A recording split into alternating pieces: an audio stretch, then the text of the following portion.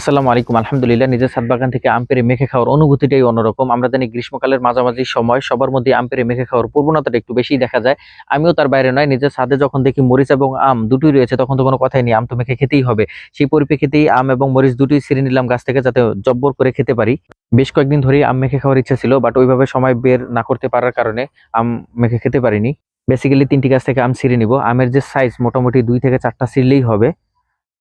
হয়তোবা 2 থেকে 3 সপ্তাহ পর আমগুলো পেকে যাবে, তখন হারভেস্ট করতে পারবো সবগুলোই। রূপালী থেকেও 2টি ছিঁড়ে নিচ্ছি, কারণ রূপালীর কাঁচা আমটা মাখলে খুব ভালো লাগে। পাশে রয়েছে থাইল্যান্ডের ব্রাইটিস আম কিউজাই, যেটা 800 থেকে 900 গ্রাম হয়ে থাকে।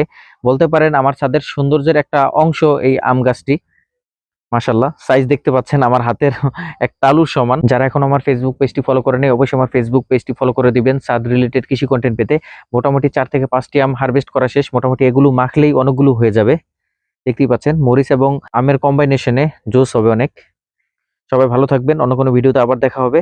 আসসালামু আলাইকুম ওয়া রাহমাতুল্লাহ।